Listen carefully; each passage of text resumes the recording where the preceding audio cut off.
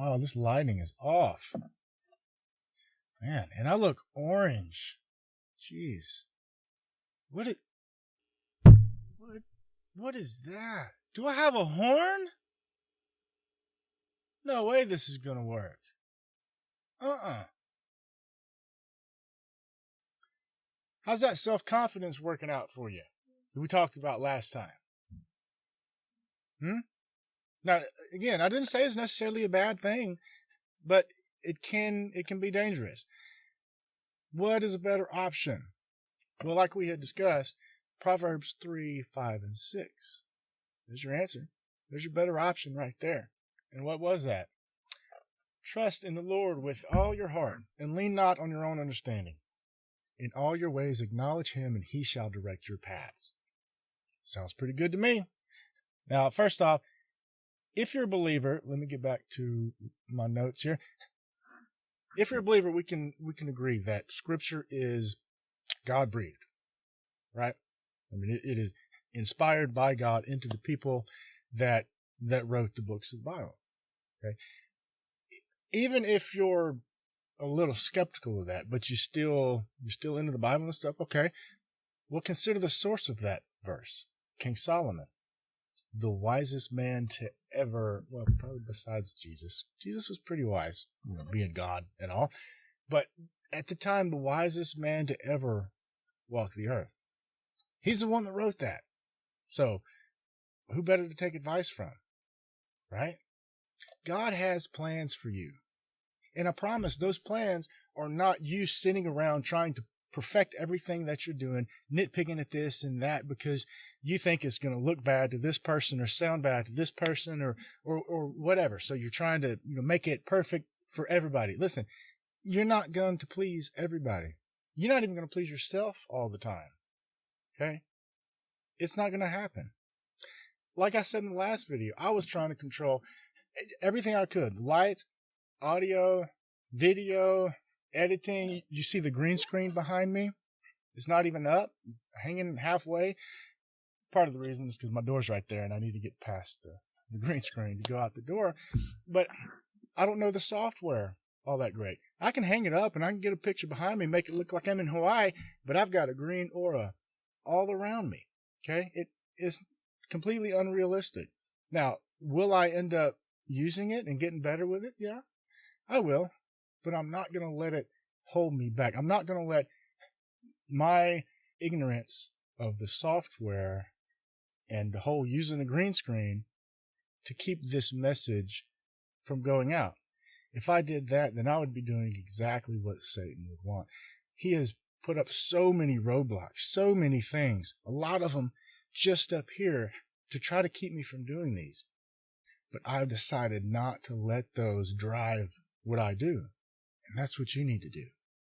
Fall into Proverbs 3, 5, and 6. A good thing is God does not call for perfection. He calls for action. He calls for your heart. He doesn't want you perfect. He didn't make us perfect. We're not perfect people. But that's not what he's asking for. He's asking to take action on what he places in your heart. If he was looking for perfection, he wouldn't have called Matthew a tax collector, collecting taxes for the Romans from his own people, hated by his own people. If he was looking for perfection, he wouldn't have called Moses to talk to his people, to lead his people out, and to talk to all the people he did. Moses, the person who stuttered, or if he didn't stutter, had a speech impediment. We don't know exactly what it was, but we know he was not a good talker. Even he said it. But God can't really talk all the best. Nah, don't pick me. God picked him. If he was looking for perfection in what he's doing through the people he calls, he would not have called Saul, someone killing God's own people. One of the worst reputations you could have with God's people. Killing them. He was by far from perfect in their eyes, in the eyes of people he was going to be around and integrate with and be with Jesus and teach the gospel. He wouldn't have called him if he's looking for perfection. That's the great thing. He is not looking for perfection. You don't have to be perfect. Things are made perfect through him. You have to let him do it. You won't be speaking your words. You're going to be speaking the words given to you by God. Through you. He wants to work through you. Whatever it is. It's not perfection. So you don't have to worry about that. I wouldn't be sitting here talking to you with a horn. Wouldn't do it. So where's your comfort zone? And how high are those walls that you built up around you, not just to keep people out, but really to keep you in? Because I know there's something stirring inside, something that maybe you're not doing because you just don't feel you're smart enough, don't think you can do it, whatever. You've built these walls so that you don't have to go out and do it, and you're perfectly comfortable where you're at. That's a sad place to be. I've been there. I'm still kind of in there, and I'm trying to get out. I can see over the walls right now. I'm pulling my head up. I can see over them. You know what? And the view is great. The view is great. There is a reason you have a stirring in your heart. God put it there. I don't know what it is, but you know what it is. Maybe you're doing something with it, but not really doing as much as you feel you should be doing with it. Maybe you're not doing anything with it because you don't think you can. That's what Satan wants you to think. That's where this verse comes in. You can't do it. That's the truth. That is the God-given truth. You can't do it, but God can. You have to let him. Fall back on this verse.